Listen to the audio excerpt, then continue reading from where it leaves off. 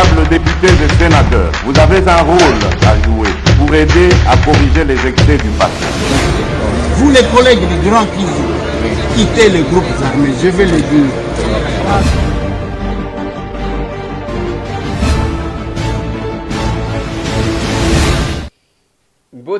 Bote lisusu bandeko nanga, bino bandeko oyangai, bon week-end. Tout ça samedi 16 octobre 2021.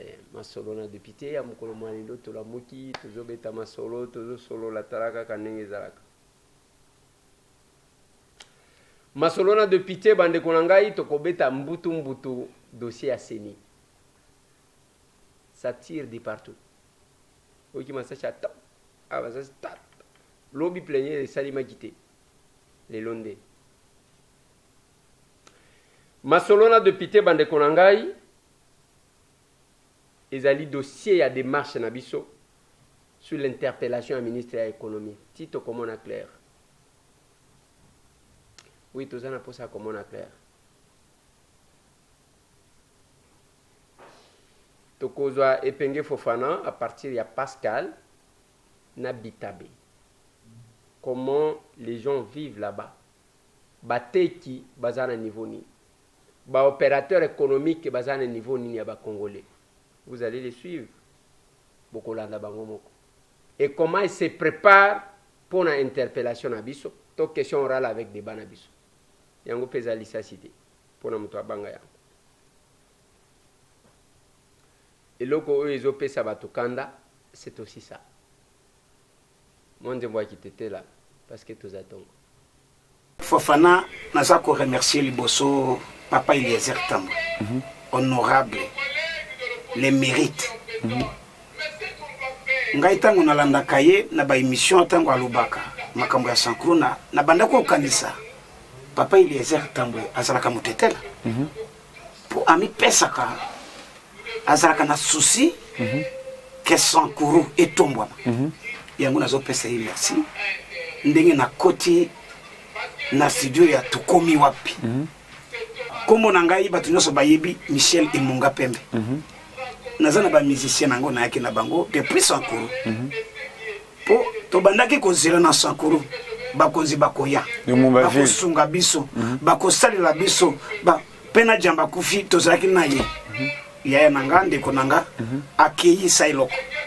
Yango pe no dite na longwa na Sankuru na ya kokoma na Kinshasa soki bakokanisa. Otetera mama ne bakilo mumba teketa lo mumba kaka chungola to lo Kongo mbate mana tetera dimite we ko chola denga ko mumuse kembe lo ndelo ne ko deka diko ko mumuse ngele nunyambe ke munga kone anyanya wanyanya la kasundu ukema dihuleda kona duku yucho kuhenyo tetera mala lukoti. Fofana le Lusaka ele kambo amenyanya Eliezer Tambwe ele hone Tambwe nyamana Tambwe oke wa machadi kambo Tambwe ekopa mikaulu Eliezer katekete anase ateterate Sankuru gotondo anase lubefu onyenda la kaselo kenendo ukujimbi truda shukana imba utumbutanga someta na tetera koembu tunaka asama kaso ate nyola shuku ate nyeso to kaulitinde kaso ngelo ka kisuke kwa nyanya kaso ndukim umisha yema lusambikenda kanili palanga kama madimena era dimana munga pembo sauma mera milonele mbora na wakete yoye nyono mama mishiki wakete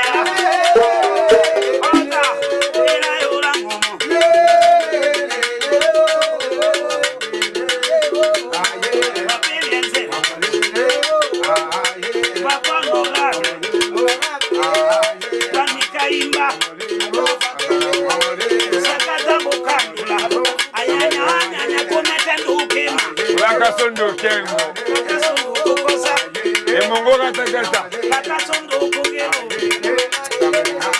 kaya irafu itabi muhena ma hospitali bu itabi hena ma Eliezer Tambwe munga pemba mboya nyukusha usaka teketa toka keoma lolo eko Oda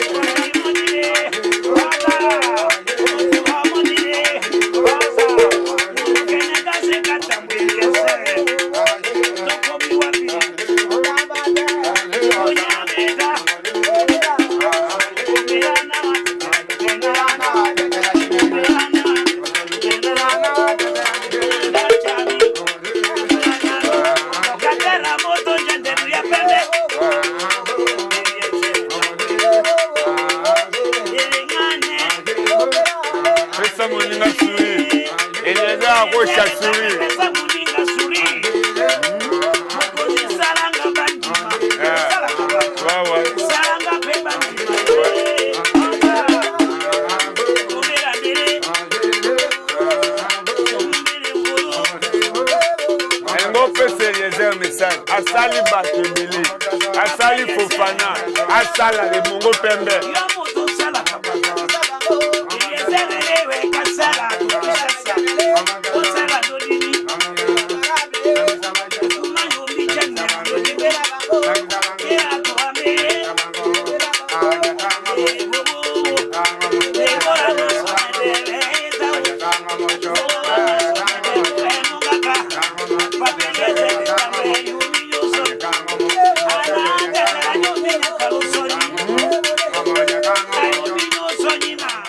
Voilà. Tolinga kanengo anapona kuevoke ba esprit bakota nani. Papa ka c'est l'esprit à lumumba ne kwa.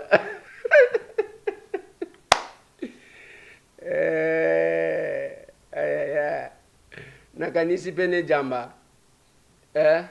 Nakanisi magambo bele.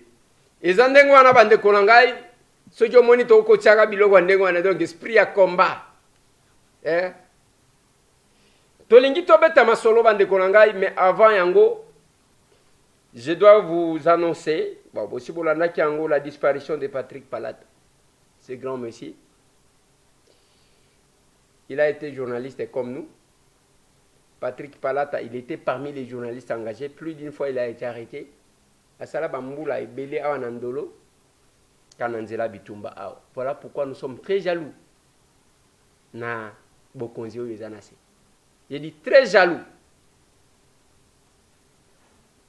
Parce que Ezana Bato, comment on a télémi? Il y a des journalistes. Il y avait combien de journalistes? Bongo Yozalaki Nani. Oh, Yozalaki journaliste. Combien de journalistes Bazalaki pour Nani Bango Bazaki Kobimate? Yozalaki Nani. Yozaki Uvandika Kaboui. Natuna Yomusu. Yoteka Kaba cartouche. Oh, Yazalaki avocat. Mutuna Mutu. S'est engagé en dehors de la profession à s'engager pour un combat. Voilà pourquoi on a ba descente na biso tango masa chez Obeta. On est un journaliste azo kita to aza politique qui descendait. Un combattant qui descendait. Tango zo mona batu baye bazo zela, ba leader bazate, mais c'est tamboyé. Je suis en train de marcher, de foncer avec les combattants pendant qu'ils s'attiraient.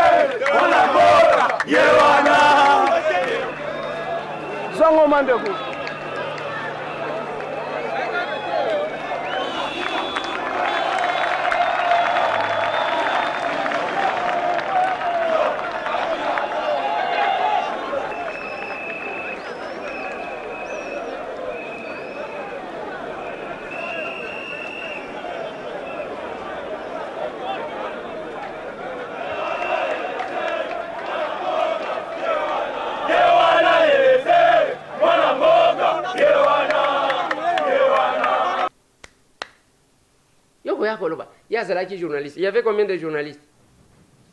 Il y en avait combien? Lelo awa. Batake o biso de zozo. Mutu mususu wa zozo yango. Tout ça n'a pas de degré. Tout ça n'a pas de degré. Et je sais pourquoi. Batake na lobaki na bino bokomona na ba forme nyonso tout. Et les gens entendront que tout élément nous irons là. Na lobaka na bino ke natala kacha américain. Ce qui moni mutu balingi ba gagner yo komona kaka ya linga gagner babimisi mutu kuna pour que a distraire yetango azotala ye oyo abetie kao. Je resterai là-bas. C'est une grande perte. Il y a Patrick Palata. Un ami, un combattant, un journaliste engagé, un monsieur de la conviction. Et bien voilà. J'apprends même que Azalaki na bande gomsu na loi là-bas, na semaine où il y a tourisme, biso tozalaki te, et que bazali ko solo na ye, alobi na bango ke ya linga ko tamsala soda. Likolo ya mboka o. Les degrés de l'engagement. Ce n'est pas yo zotala musala na yo ezaya koluka ko descendre bato. Non. Ça l'appelle quelque chose. Pourquoi toi tu veux bâtir ta vie, ta carrière sur les autres? Quand les autres se battent, yo vendent aux autres. Et bato ndengwana kebo ya kebo ya kebo ya kebo. Masolona de pité dossier Asseni. Dossier Asseni bande konangai nazo ebisabino compliqué. Opesi mboa boyi, ça tire de tous côtés.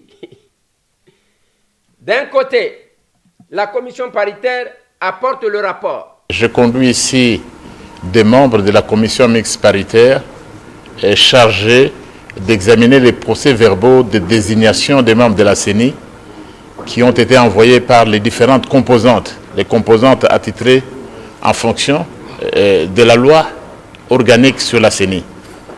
Eh bien, cette commission a effectué son travail depuis le 13 août 2021 et ce travail vient de s'achever.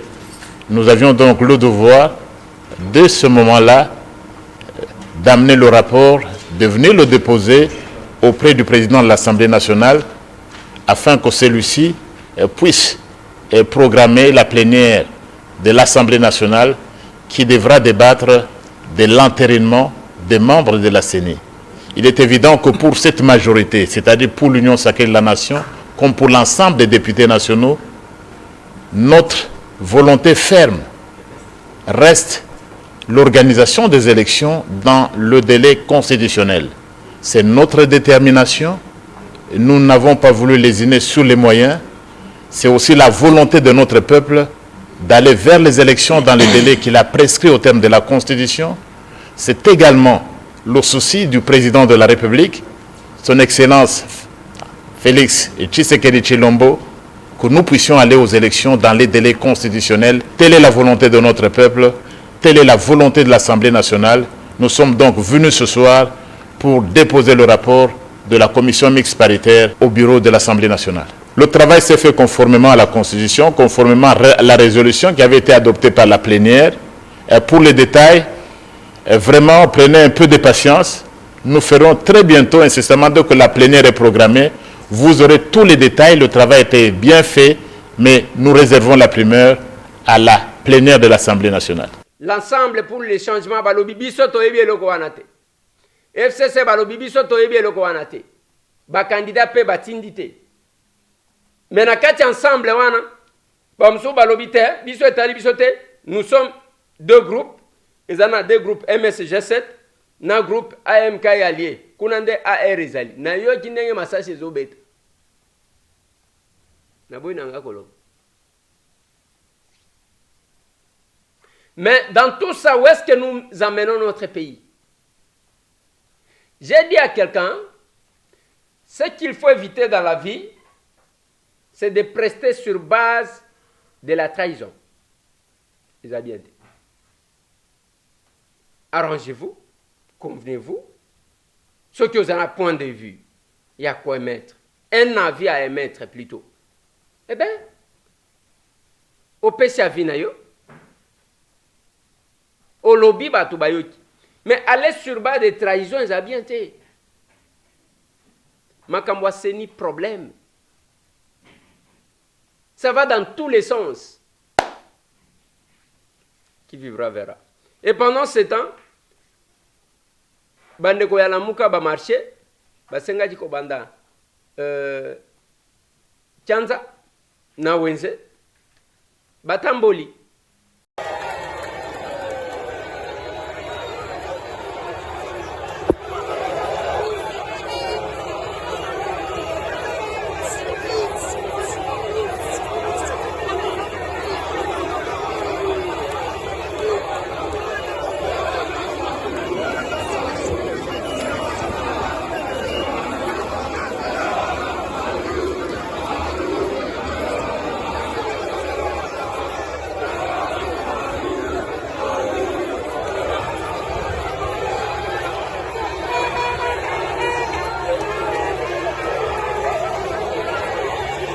Mais na prévenant qui déjà lobby na loba qui na bino que faut bokeba to qui devos kitoko a lobby soit qui fauteur de trouble aye a sali désordre la police ba kangaye batindaye et pas juge naturel na ye ngape na loba qui lobby ke toyo kateke non voilà on a arrêté 3 na société qu'on a donc c'était ça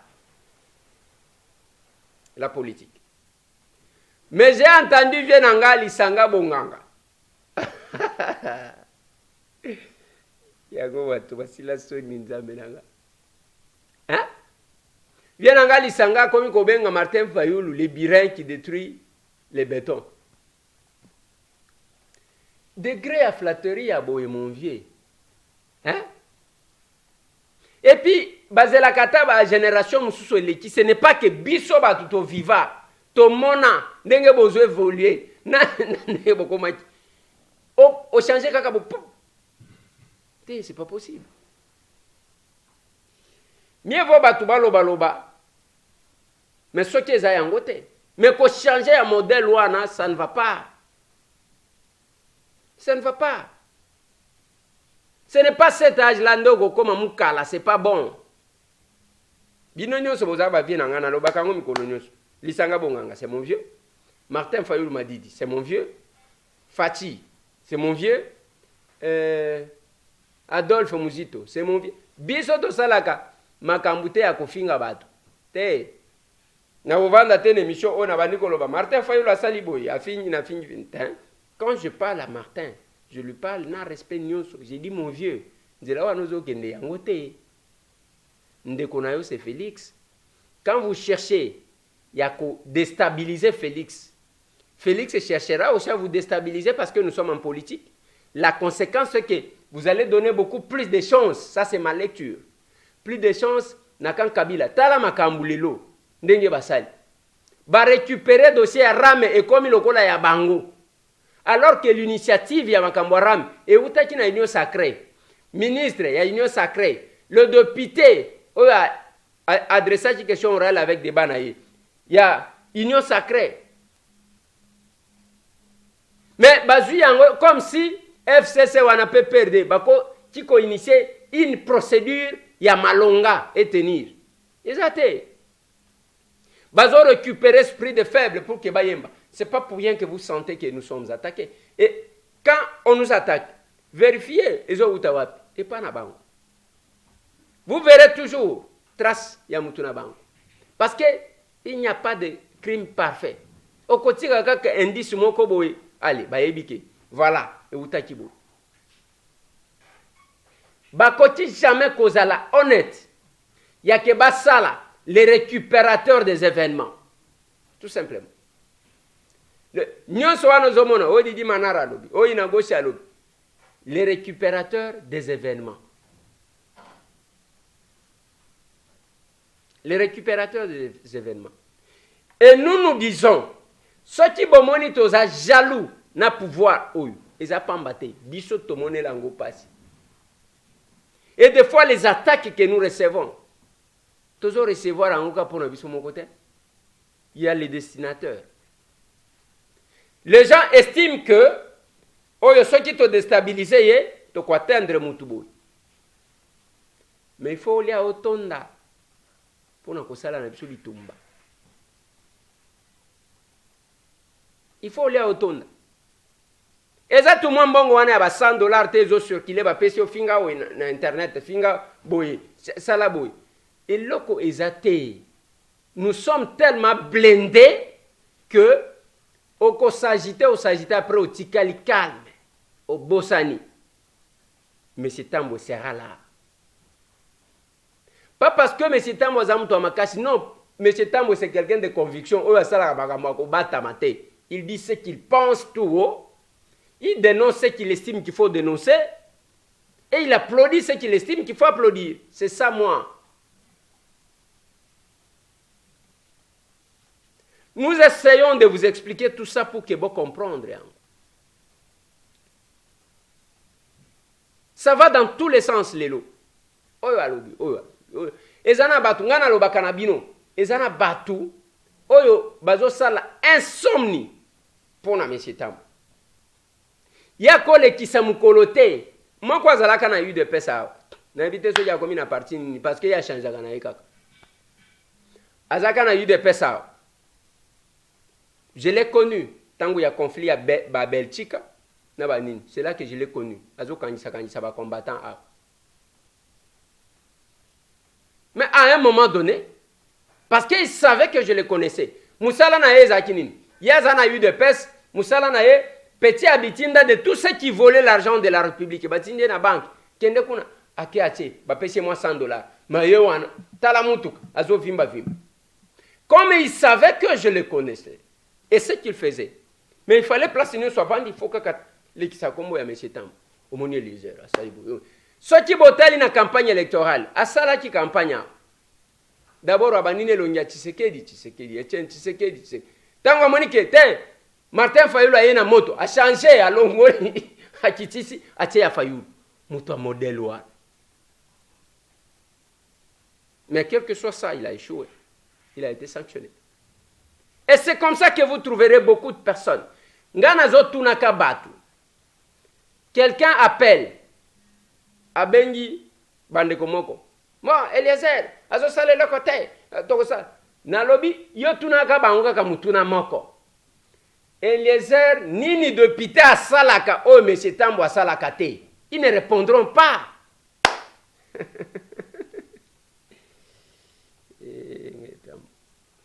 Nini, quelles sont les prérogatives d'un député national que M. Tambo n'accomplit pas en tant que député? M. Tambo prêche les gens, non? Azotangisaka bato kozala député national, c'est quoi? Les gens vont emboîter les pas à Koyekola. Quand j'ai commencé à vous dire que nous faisons la politique autrement, nanazalaki koloba bato nyonso bakoti ekomi politique autrement. Politique autrement eza koloba nini? Tunaye pas d'explication. Azui naeka ka nzembo nayoki M. Tambo alobi nga pena loba politique autrement. Nzembo asuka wana bokoyekola. Quand on a un mandat national, on ne reste pas dans les carrés de sa circonscription électorale. On agit, on exerce ses fonctions sur le plan national. C'est ce que nous faisons.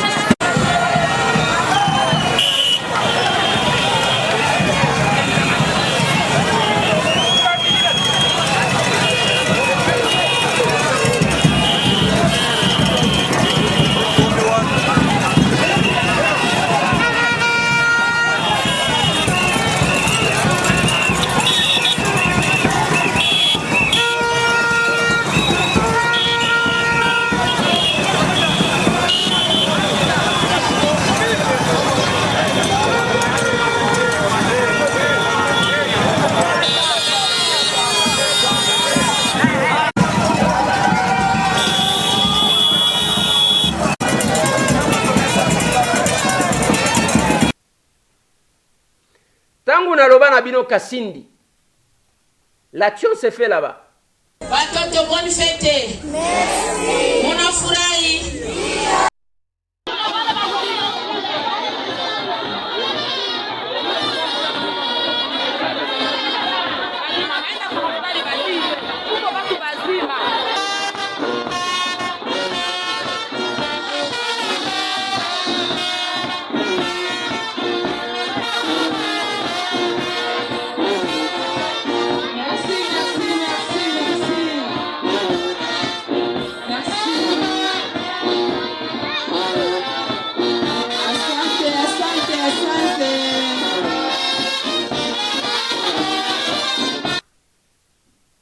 L'action se fait à Kanyaruchinya. Tu vois 4 ou 5 femmes qui ont aimé des maris qui n'ont pas eu. Tout de suite là, tu montes sur ton pion, cheveux, parce que tu crois que c'est toi qui es à côté de lui. Vous êtes d'accord ou pas? Alors donc vous allez preuve que la valeur c'est le nombre d'hommes qu'elle a sous-refusé. Et la valeur d'un homme, c'est le nombre de femmes à elle c'est-à-dire le nombre de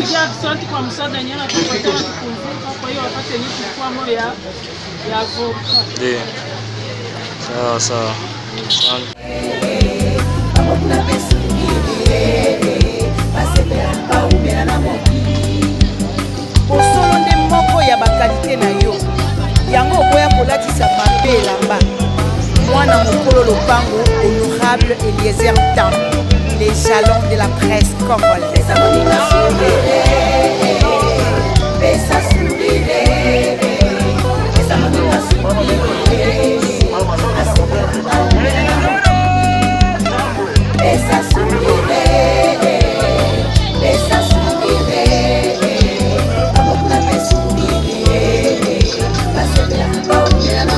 Ozala rejeté na famille to na société elakisi te ke osuki onzambe alakaki différence ndakisa honorable Eliezer Tambwe apesi yo lisusu sourire toponaki yo totindaki yo lelo bilembo yango ekomi komona 207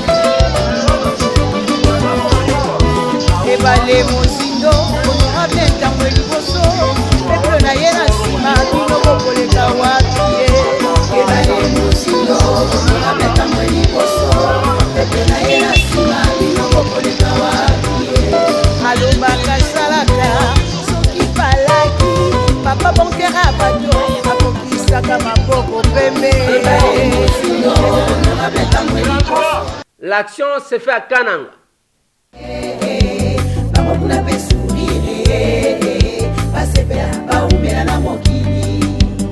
osolo nde moko ya bakalite na yo yango okoya kolatisa mabe elamba mwana mokolo lopango honorable Eliezer Tam, les jalons de la presse congolaise.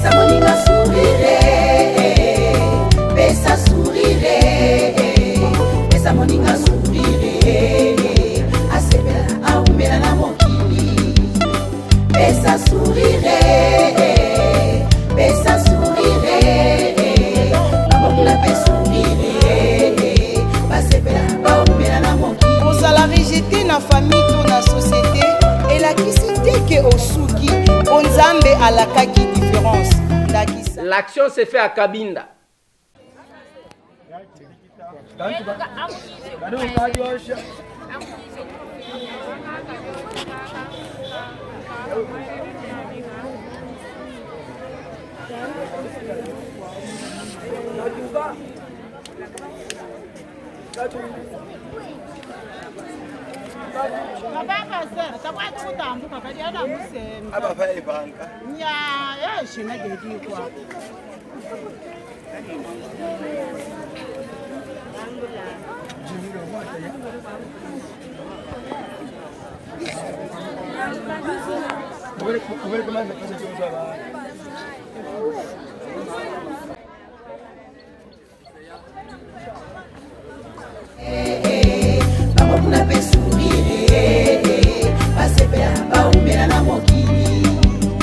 osolo nde moko ya bakalite na yo yango okoya kolatisa mabe elamba mwana mokolo lopango honorable Honorable Eliezer Tam, les jalons de la presse congolaise. Pesa moninga sourire, pesa sourire, pesa moninga sourire, asepela aumela na mokili.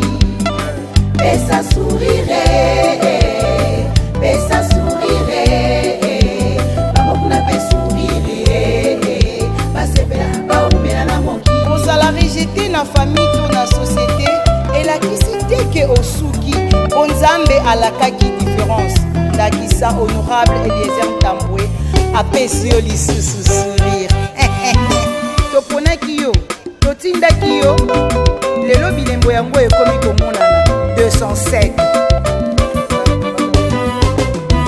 ebale mozindo honorable Ntambwe liboso peuple na ye na nsima bino bokoleka wapi ye ebale mozindo honorable Ntambwe liboso peuple na ye na nsima bino bokoleka wapi ye alobaka salaka soki palaki papa bonkera bato akokisaka maboko pembe ebale mozindo honorable Ntambwe liboso peuple na ye na nsima bino bokoleka wapi ye bokoleka wapi ye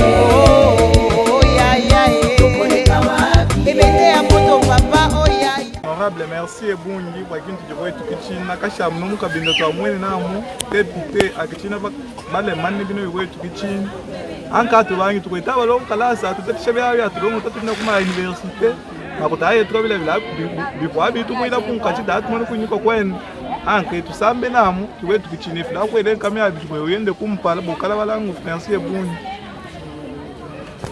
banta mutu bakutumbula mwanda wetu kifiyena etu barika pebe mkolo mwana ambo kuyimoni tukwetu kulonsha bantu la samluta tulu ibuko kuyimo bana naba kwanga naba lekela mwishinda pana api nibinta mona matrikira kufika nkafa stosha magoto kufika fa stosha magoto baba tusha magoto matrikira tanga moneke ankandike anga die tu dia barika pebe ade tukwetu kudi tubakutumbula na mochi tuna mukombo etu boso bana beto barika pe bapete na matrikira bakutumbula mu dimo bwendu kumpala uyididile bo bwetu fuluka kabino wetu bana bana makenga bayana kwale bikuwa mu bwendu kumpala.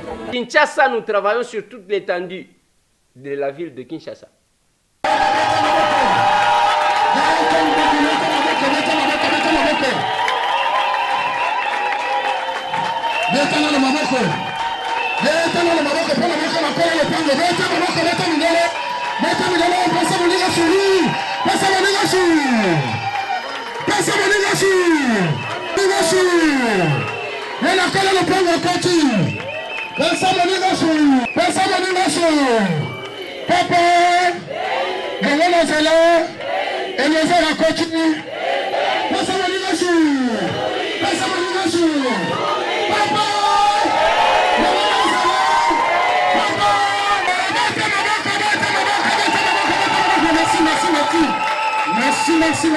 Merci. Honorable Ntambwe, l'homme de la Makasi, est-ce que tu veux comprendre bien?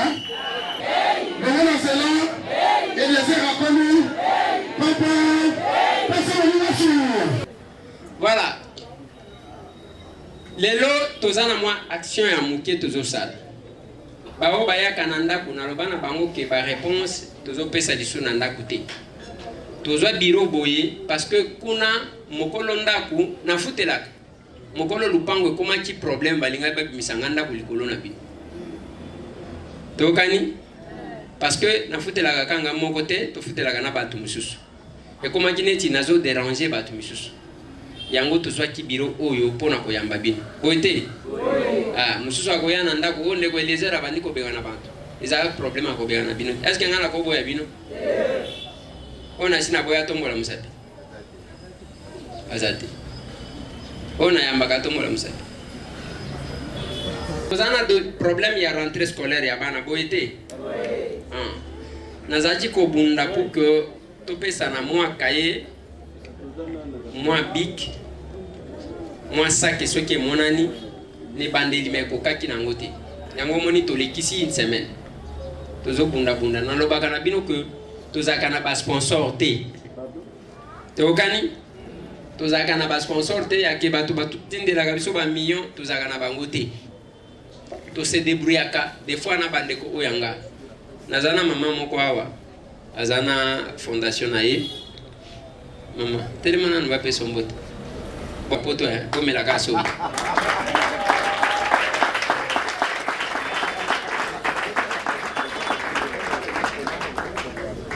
voilà ozana mwali wa moko kolo moko kaka na bike o se prépara quitter lo baka moko. Bonjour, bonjour. Navolobaka, merci pour cette occasion. Après les heures à Pessibiso, Tolandakaye depuis Mikili, tout le monde qui appelle à Salaki, on peut répondre à l'appel. La Bisso Fondation Unity, tout ça pour na maman, tout ça pour na bana, et on te yaki na moi les sungi. Pour te tirer ma boko, merci beaucoup. Il fallait que tout ça là, moi rentrer wan. Et là qu'on a kosenga bino, boy bika nege tout ça là ka. Pona bao baya ka déjà. Pona mon bao baya mbala boso bazar. Tombe le msato. Awa ta ya muketo kabola. To kaniti. Tozana moi kaye, to kopesa pona baboti, moi sac. Bana na biso pe bazali représenter les orphelins, bazali représenter. Toza na moi quelques fauteuils roulants, togope ça na quelques handicapés, toza na moi quelques cannes, togope ça na quelques handicapés, toza na moi maputa, otogope ça na baoto lakawa na batombola musapi. Ceux qui ba lakayo te na okanga bino baoto laka na ebi kote bazali. Et puis les lobayés qui toquent. Et puis je pense que na quelques machines à coudre, tu peux ça na quelques personnes autres locales. Tu organises. Alors, tu peux ça na ordre. Et na souka nango, surtout pour les personnes avec handicap, et tout ça qu'on a principe. Nasuka nango, bango mutuka, parce que bango bazana déplacement ya moi passe. Où était? Et même bango et qui ne gozo mi saba. Besa sourire, besa sourire, alomuna besa sourire, asepesa umela na mokili. Tango etuluku ya badepute bazotondisa mabenga na bango na mbongo to mpe minzaka ya biso honorable Eliezer descend obédissant ayeba nini ezotungisa ya ye base le vrai défenseur de la population. Besa sourire, besa monika sourire, asepesa umela na mokili. Besa sourire, besa sourire, alomuna besa sourire, asepesa umela na mokili. Bosolo nde moko ya bakalite na yo yango oboya kolatisa mabe elamba mwana mokolo lopango honorable Eliezer Tambo les jalons de la presse congolaise. Bravo! Allez, on commence par toi. Prends. Mais monsieur le don, monsieur. Mais il fallait qu'il faut ça à moi, mon aîné. Il y a ce monde en été. Nana lo bakalingala, bana. Jip na lingala ezanyi nyo. Jip.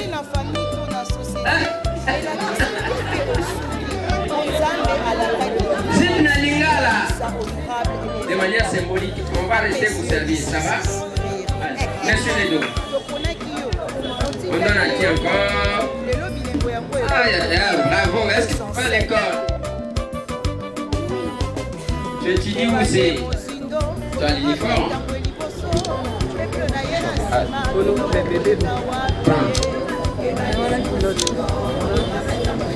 Voilà.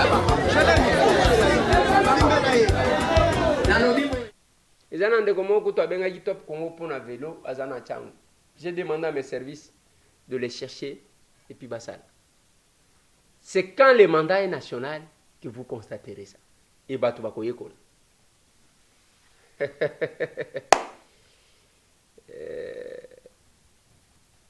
makambo ezopesa kanda yango wana tobandi makambo ya shit katende. Qu'est-ce que je n'ai pas reçu comme baba menace d'être traité je ne sais pas comment. Un villageois azalaka orgueilleux te ki villageois kaka nde mtu esalaka ye nde yango ezosalanga. Et le mal avec moi, j'ai dit ce que j'ai fait, c'est pour motiver les autres à emboîter les pas. Soki bao bazolongolaka bilamba na ba réseaux sociaux, bao bazosalaka buzoba na ba réseaux sociaux, bazosalango en public, totika kaka image ya ke ba congolais bazalaka ndenge wana ya malamu tokolakisa te. Quand la main donne, la main droite donne, il ne faut pas que la main gauche ezala au courant. Hein? Sinon buzoba ekolata biso. Yaba oyo balongolaka bilamba, j'ai vu. Cette photo que je vous propose, yaba na exeta. J'ai dit la série continue. Basali wana, bakomi ninyo, zela na natangela bino. Bazochela bino, natangela bino te. Natangela bino eloko. Voilà. Félicitations ma chérie, 67% diplômée d'état 2021. Tango zotala, la fille a tomboli polo, a joué kitisi pantalon, a joué la kisabatu sous-vêtements. Siko 67% diplômé au bazo PC félicitations. Et ça que c'est la tête qui a eu, ou bien c'est autre chose. Ou bien c'est autre chose. C'est compliqué. Biloko ya mabe, nous allons condamner. Toko condamner kaka. Quand cette dame a sali biloko wana, azata na souci à baboti na été. Et on dit, bon, on laisse, toko la kisa biloko makamba malamu te totiki bango, bala kisaka buzoba. Notre façon d'agir, ezaya kotali sabatu que le Congo n'a pas que des médiocres. Tola kisaka o to salaka, pona batu bayeba que le Congo n'a pas que de médiocres. Ba médiocre bazali. Ba o balongola ka bilamba wana ba réseaux sociaux bazakuna. Ba o ba finga na ka bazali bazakuni. Mais il y a quand même les valeurs.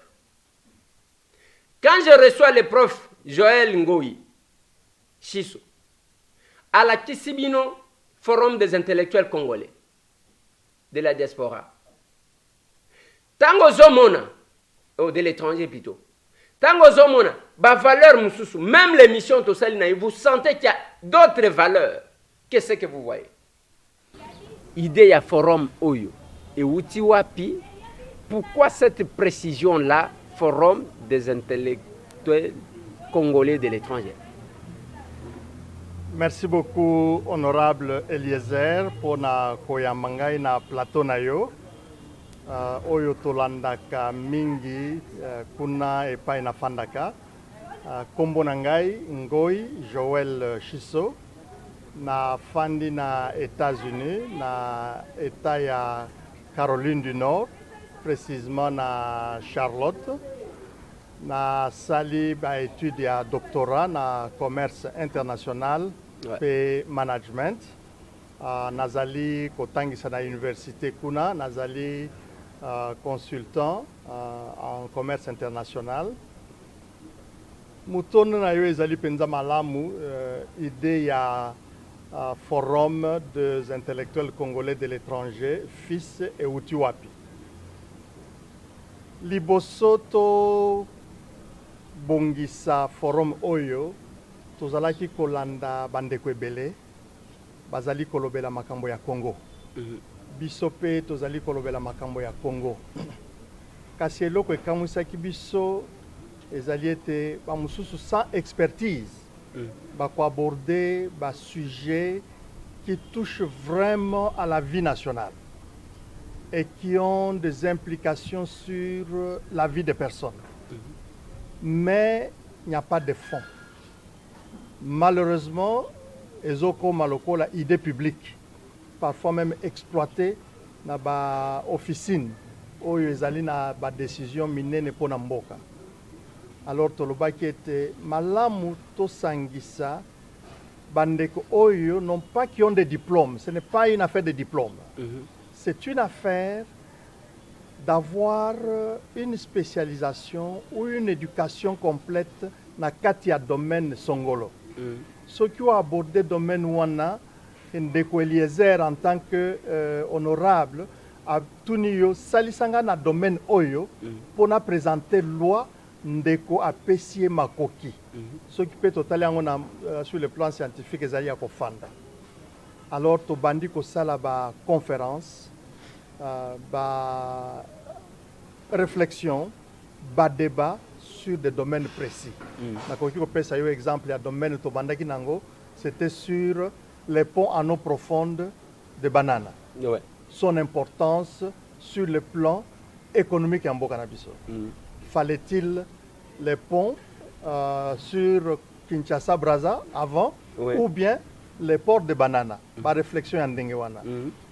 Toza sikoyo avanaya awepa nayo na kangami kaka na tronçon ya muke. Il y a moins de 1 km comme pas nayo. Na kangami pendant plus d'1 heure.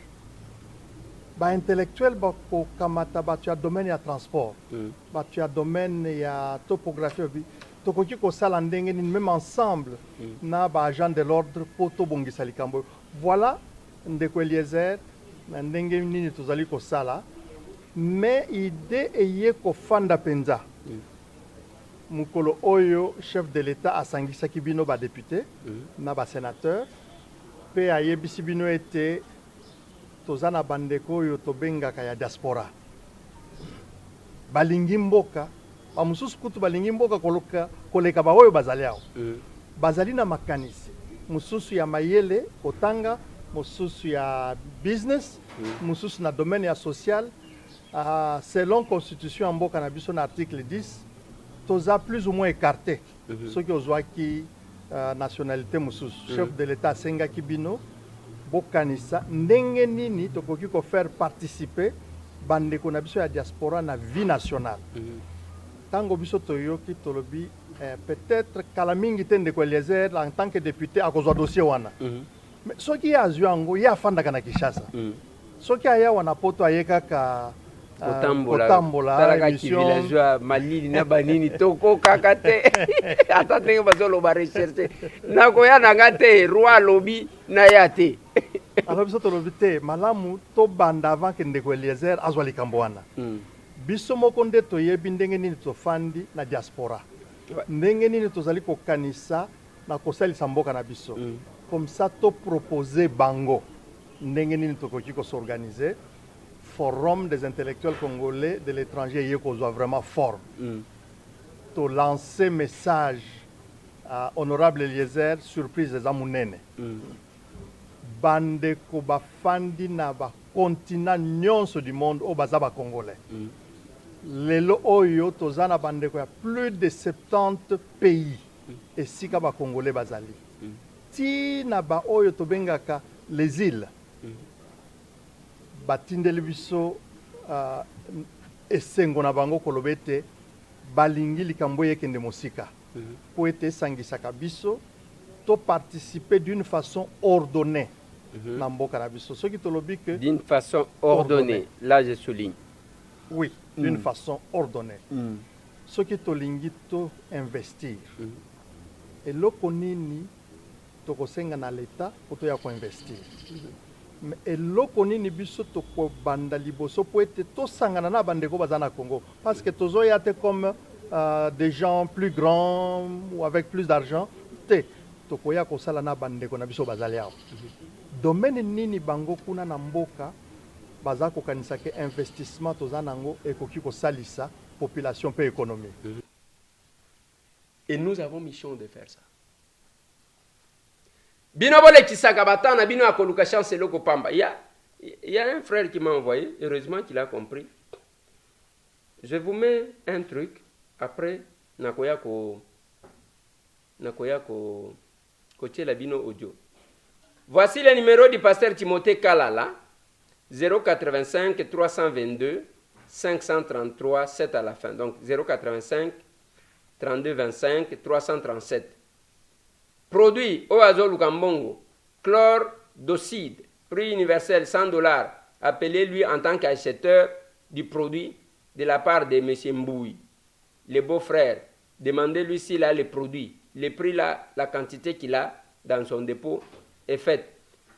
Vous prenez ça, batu oyo, bakobandaka na yo bazo peso cop, botika makambo a cop, kende malembe malembo kozwa mbongo. Je vais vous mettre l'audio. Je vais vous mettre l'audio. La cour de site, ça provient du Brésil. Ça nous sert à traiter l'eau et puis pour conserver les aliments secs au dépôt. C'est lui qui nous fournissait les produits là à Kinshasa, c'était les beaux-frères Mboyi. Mais les beaux-frères, pour des raisons de santé, il en a plus d'ici. Parce que souffre de la potable, il doit être opéré. C'est les beaux-frères qui nous fournissaient les produits à Kinshasa. Les beaux-frères, lui, partaient s'approvisionner les produits à Kinshasa. C'est Pasteur Timothée. Pasteur Timothée Kalala, lui, il habite Mongafula et son dépôt, c'est vers Barongo. Oui. Le Pasteur Timothée, lui, vend les produits à $100. À $100 dans un sachet de 100 grammes. Mais tandis que moi et les beaux-frères Mboyi, pour une petite marge de $30.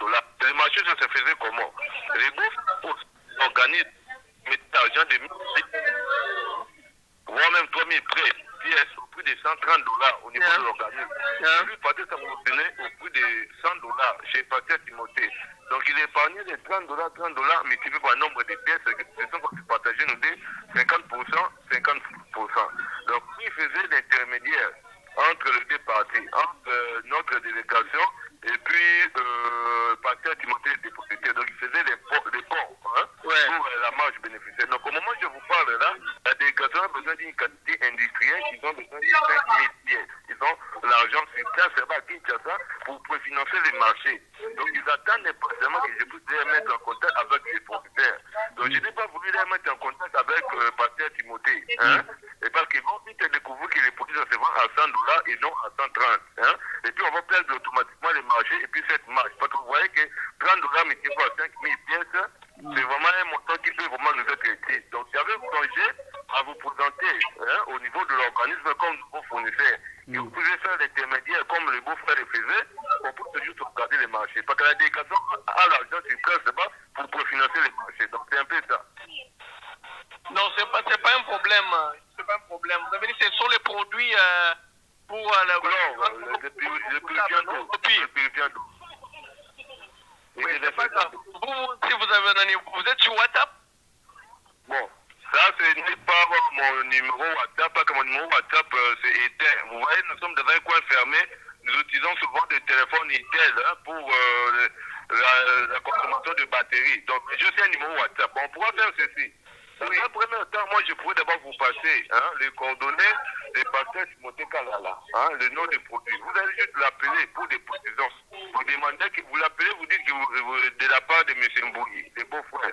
Vous avez besoin des produits en tant qu'acheteur. Vous demandez s'il a toujours les produits, la quantité qu'il a dans son dépôt, et puis vous faites une réservation de 5000 pièces. Dès que vous vous connaissez avec lui, vous allez revenir vers moi. C'est en ce moment-là que je vais prendre vos coordonnées, je vais l'envoyer immédiatement auprès de messieurs les directeurs financiers.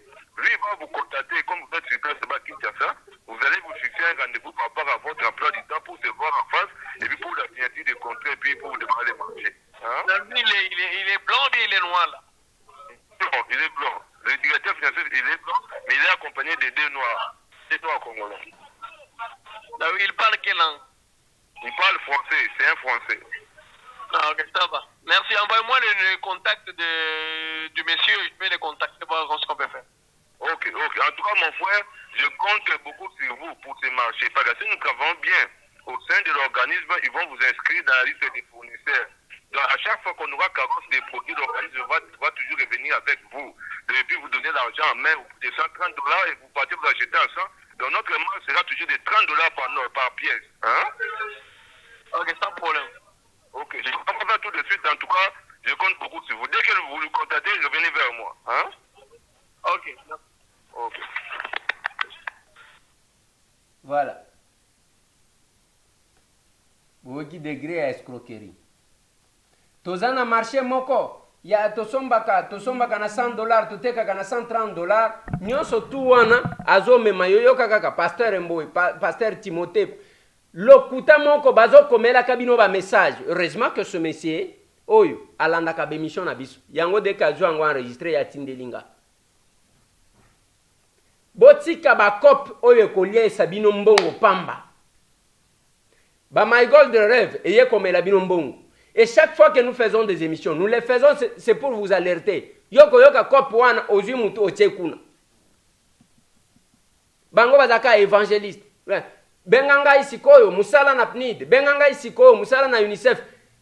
Ceux qui sont évangélistes étaient à pasteur, bazandengwana. Ils ont donné les numéros. Ba numéro yango wana ba pesi. Ba numéro ya bato ba numéro yango wana oyo batu bozo mona. Et les gens vous appellent comme ça. Hein? Après, moi ce que j'ai fait ma part. Yakoke Bisabine. Voici les numéros du pasteur Timothée Kalala 085 225 337 Yangwan. Il y a produit Nin. Vous avez entendu les débats. Nyo sotu wana. Izana batu tangu yo zoluka mbongo wana. Bango bazoluka nenge nini yakoyiba yo. Et mes émissions. Ezakunaka. Pona koyebi sabino makamba politique était. Ezape yakola musabino. Bokeba. Yoti lelo. Ba italien, ba romain, ba ibaka yo. Olela kope mingi. Mungu ezalaka pasi komonana mais kobunge umelaka nango te. Eza week-end na lignina tia la bino élément comment les gens se préparent en rapport avec makambu ya question orale avec débat. Est-ce que tozana raison? Tozana raison te. Est-ce que notre démarche ils apprennent à faire battu du mal ou bien il y a une réalité? Nous venons répondre à un besoin ou bien toujours ça la maturité. Suivez-moi cet élément. Merci, papa Nangambote. Mbote. Nakutio na magasin elongi ya kokanga ezani.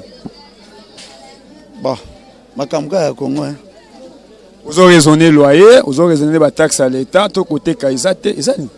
Bon, précisément mikolo côté ka et comme moi passe par rapport à non liboso n'ezali liboso.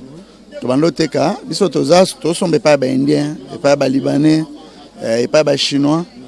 Mais babando teka baoteka biso toza ba gosi to sombe pa na bango mais ne biso tozo teka ba on peut ba comme teka ne tozo teka donc na détail ba savon la carton moko savon na mama ya ko teka ngote mais ba komi ko teka ba okata tina ba demi okuti indien oui ba kati demi deux fois même babik bazo teka ya moko ba kae ba sala ba demi carton ba sala ba un quart nyonso na tiba sixième bazo teka. Donc, la communauté va détailler, va être en gros et en détail. Bon, normalement, dans un pays où les autres se respectent et que c'est le matin, pour ne pas avoir un biloko les arrêter, tout kaka.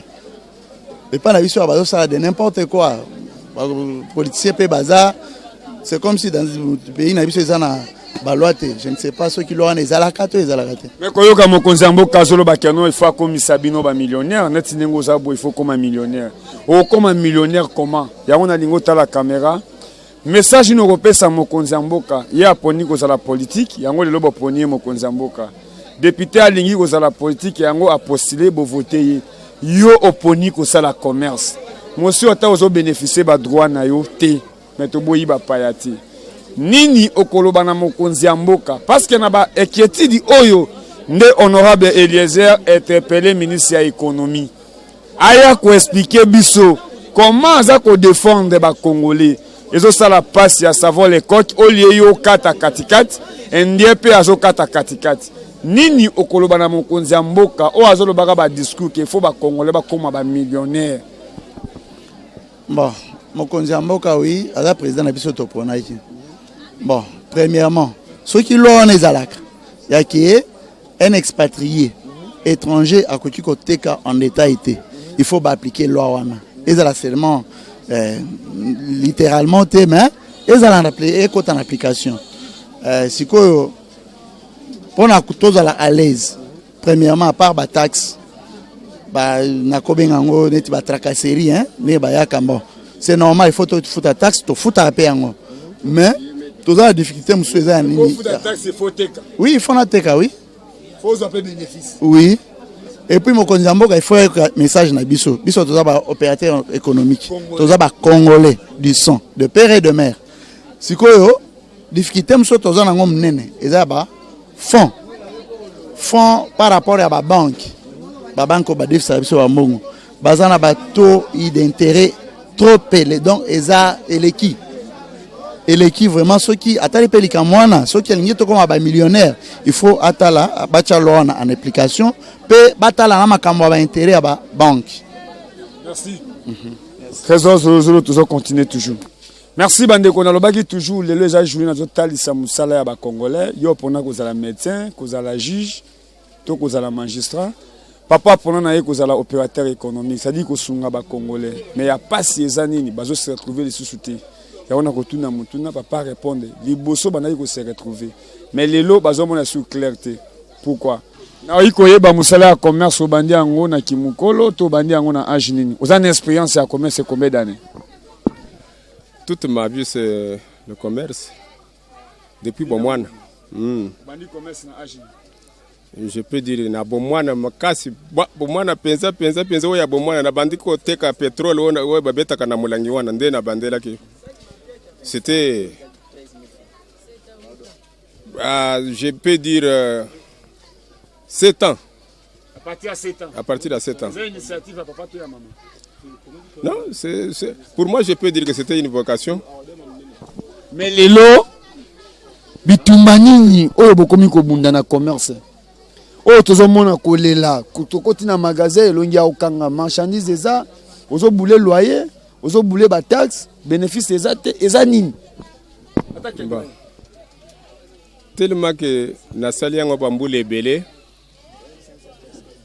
Na minute oyo ezali susu musala te ya commerce auto souhaita auto to salaka toza étouffé moyen à kosala ezate marge bénéficiaire ezate monopole eza et pas ba indien c'est comme si ce n'est pas dans notre pays si on me dit que voyager même OK par exemple ailleurs OK ko sakanate je peux dire que nazwaka quand même punition makasi na Dubaï. Mais ce que j'avais payé, c'était terrible. Mais ce n'est pas le cas ici chez nous. Nous-mêmes, nous vendons ici. Tina détail, les expatriés, tina détail, na pièce moko. Imaginez-vous même les pampers ici. Pampers, yabana, bazoteka na pièce moko.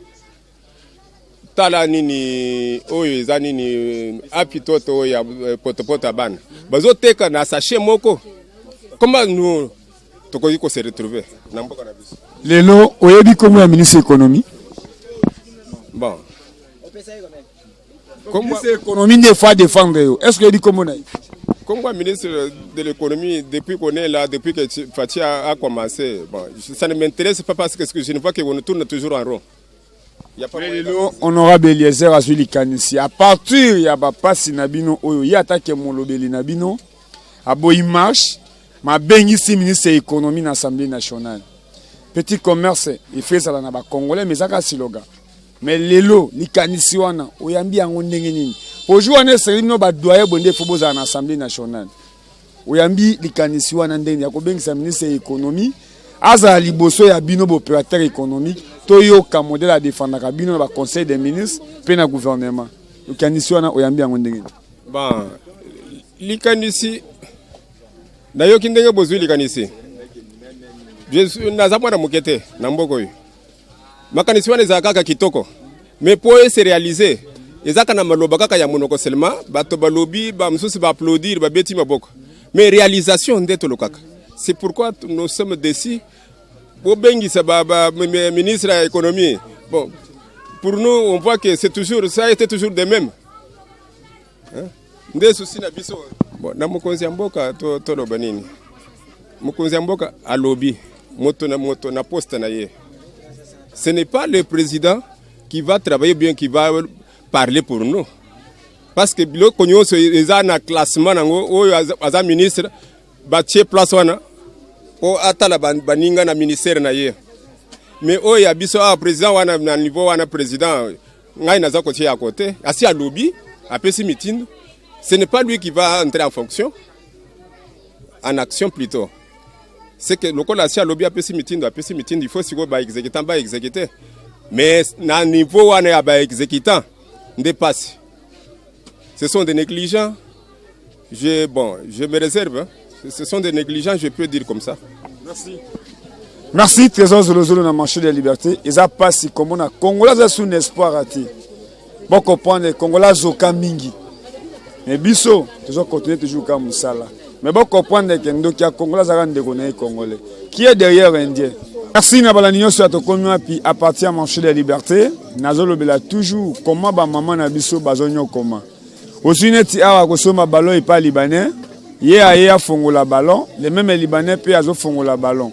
Parce que nani azo perdre, nani azo gagner. Maman na ngambote. Mbote papa. Osala kaka toujours awa musala wapi? Ah na liberté, musala na ngaka yango. Combien d'années? Na umelio ba 20 ans déjà. Ça dit aux ans d'expérience, c'est ma casse 20 ans. Depuis Batonga, ça doit dire c'est qu'elle est à marché. Et là, pas si ni boza comme on a net yo awa. Vous avez un makoki à recommander conteneur à ballon na Chine et tout na Dubaï. Au sommet ballon na yo awa au Fongoli. Mais lelo, il y a pas ces années. Quand les gens au Fongoli, bato batonde yo bazo pona basaki. Mais to konyo ba kilia bazate. Ezani. Papa to mona pasi makasi biloko na bango na ba mati sango na makasi biloko e mati ndeto mando sombela biloko ezatende ti to somba lelo biloko na biso ko maroya na koli ba compter ya ko compter soko somengo sa $50 okuta peka ba pièce ka ko compter moyo zo bénéfice likolo ezate donc ezalo kwa biso tozo salela bango biso tozo tekela bango biso moyo to bénéficier ezate. Les bosso bana yo bénéficier. Bosso to bana bénéficier na biloko soko teki aux $30 likolo, moi $20 likolo mais lelo te papa lelo comment soko sombi. Faut bakisa mbongo ki sombi dans au kati mbongo. Yo sombi ça 50, roté à $100, $50 ekufi. Bon, ça doit sombi ça $50. Au tie like ka soli na fongoli na ko gagner au fongoli tant ba soma ba sac ya malonga $100. $50 ekena mai. Donc tozo mona passe, to mona passe en tout cas. Mon continent so fatel solo makambo atale la biso makambo to mona passe mindele ba mona sabiso passe folo bate yango nazo bakisa papa bango mo bako fongola kuna na magasin client ya somme et la somme la na mesa vomia ke kuna na moins cher ake somba yo sombi balo et pas indien oye o fongola mais client pe indien pas fongoli client olia sombe la yo ake pas indien ake somba indien atemba msusu 10 000 koto che 15 000 ces clients sont là en somme loté papa tozo te kateta batu bazate bon reprendre des degrés à passer télévision et radio té dans un marché de liberté ça dit sombi ballon yende fa fongola mais tango kila wikeno kuna endia komo fongola ba ballon ba ko sombe sous congolais so banane sengeli ba défendre ba congolais yango to yebi keno ba député boko sala musala na bino so kanda penda tango moninga.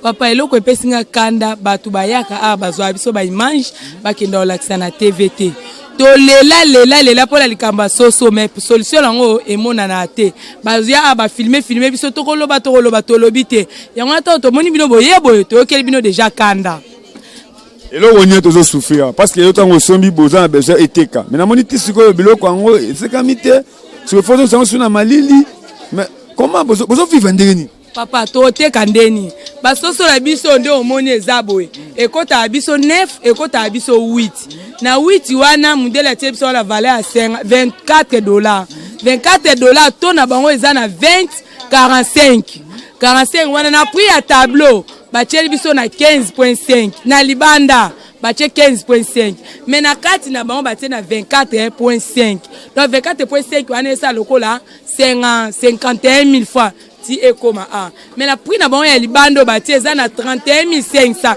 mais na prix batie libanda na kati ba otekela yango te batie ka échantillon pamba donc eloko wana ezopesa biso kanda makasi na place na ba service ekendaka te ba service à l'état ya Congo ekotaka na chambre froide wana kanango ekoma la bango bazwi biso ba image trop to baye ba service wana ekoma nango mais bolakisa biso te to mona te na lingi otala caméra na kosepela même yo okotala te me bakoyebi soki totalaki yo na TV na chaîne ya télévision ya mwana mboka Eliezer nalingi oyebisa président de la République moto alobi ka kokomisa bino ba millionnaire mais koyoka makambo zolobe zosanga ba chef de poule nalingo tindela Fachi Beton message papa yo za wana papa po la biso nyonso yo za mwana mboka okoteki wana po biso to sepela otieli biso soso na 15.5 tant toyoki yango tosepeli mais mundele abalukeli biso soso na ye aboyi kotina biso na 15.5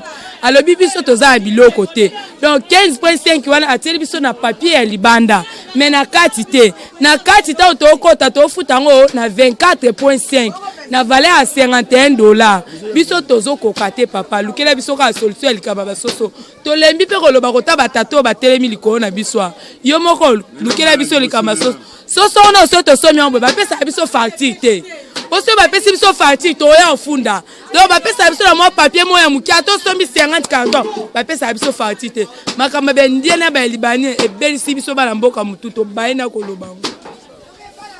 Merci. Naoki makambo malamu ezobima. Ezosala pasi ka indien azoloba na ba client qui est président de la République azana bateau de pêche. Azana bateau de pêche te balobi Félix azana loko te. Balobi azana loko te. To somba soso $26 $25. Balobi Félix azana loko moko te. Bango Félix ayebisa biso eza lokuta. Azana bateau de pêche te, azana loko te. Bozela mukolo ya okota biloko na ye, wana biloko na esa nini ekokita. Baboni na bango kiba ba futa ba douane na bango cher. Ba soma biloko na moins cher mais douane ezoleka cher. Yanga ba biloko na bango ekita nango te. Bozela mukolo mukonda mina okita biloko, ndebo so biloko ya moins cher. Papa na ngai. Bonjour nano papa. Bonjour. Tozo yamba bino awa na liberté ebele mais to mona na biso ngote. Soki bo monde so emo elakisa makande papa sa yo kela biso peut-être mawa a landeli batu musolo bi. Est-ce yo ebike ba mama ba sala e marche. Ba bengani bango kuna babo yamba bango. Hein? Ba bengani bango baboko yamba bango to bimana balabala to sali marche baboyi papa. Omoni problème biloko ndeza awa biloko oyo papa chef de l'état loba to soma soso na $10 mais lelo na oloba to soma soso na $25 kwa nini to na bango eza 20-50 na osomi de soso na 50,000 et quelques oteka ngo komende di soso nga na oteka 7,000 qu'il y a telemi on discuter au quand même pas. Yo zo pesa yo. 5,000 azoboya papa. Wo pesa yo 5,000. Ye fate kana 7,000. Ba bona pia zo sombi. Tozana mito ataka kilia ozana 5,000. Nana 5,000. Zo kombo Sarkozy, eza président de France. Sosimers, mundela Sosimers.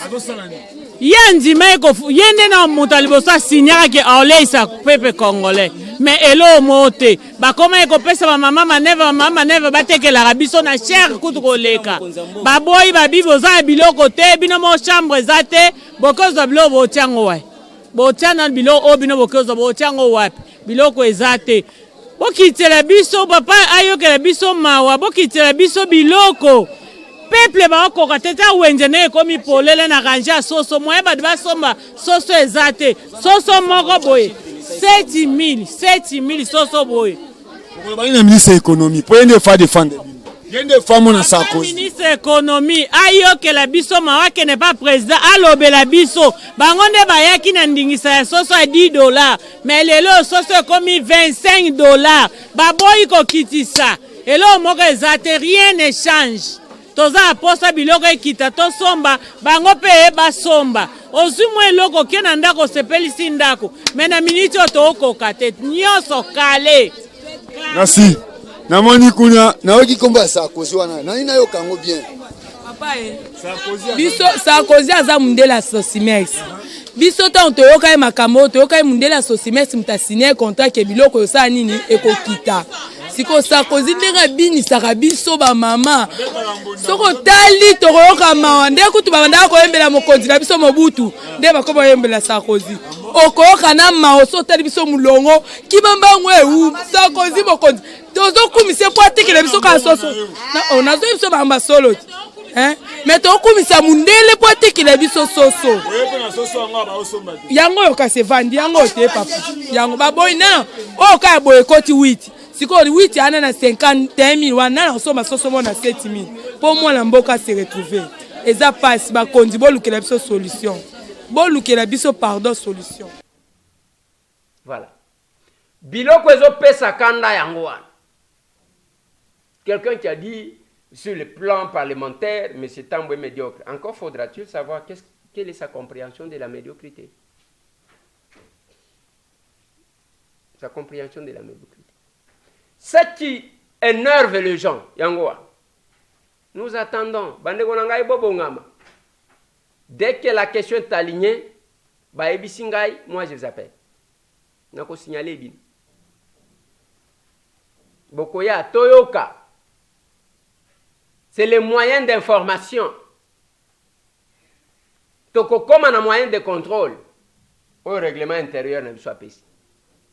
Le ministre va nous expliquer pour les Congolais bazozo mbongo te. La politique est censée organiser et orienter Batupuke bazo mbongo. Voilà là où nous sommes. Biso tokoza polémique tokoya te. Tozakuna. Tozana ba personne avec handicap. Tozana ba orphelin. Ti okopasuka. Monio okosala AVC. Ba stratégie na bino mike. Bon. Plus de 143 998 311 339. Tout le monde dit sur le bit. Merci.